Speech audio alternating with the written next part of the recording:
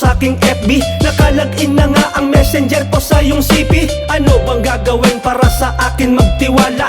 Puro ka pagdududa at laging ka manghinala. Sa piling mo halos ako'y di na makahinga, pero kahit ganon pilit ko na sinasalba ang pagsasama natin na puro katoksitan.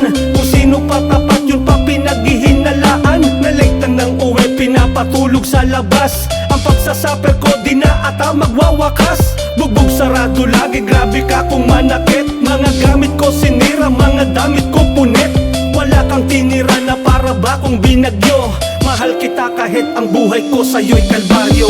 Wag nang maghinala sa'kin, sinta, dahil ikaw lang talaga ang nagmamay-ari ng puso ko. At bakit palagi ka na lang tamang hinala? Wala naman akong ginagawang masama sa'yo, aking sinta.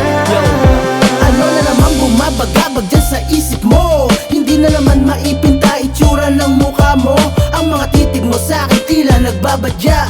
Away na naman ito nang dahil sa hinala. Wala ka bang tiwala kapag ako'y umaalis? Kapag dumarating naman ay pirmi kang naiinis. Hay, ang hirap mo namang ispelengin. Parang tigre kung magalit na mahirap pa amuhin. Alisin na sa damdamin ng puot na nagmarka. Minsan nang nagkamali pero di na inulit pa. Wala namang pangalawa na dapat nakainisan. Isang tabi mo na hinala na walang kabuluhan. Bigyan ng kapanatagan, diwan ang ating relasyon. At wag mo lang papansinin na sa'kin nagpepetisyon. Wala lang silang magawa kaya ako sinisiraan. Pwede ba ang pagdududa mo sa akin ay iparang?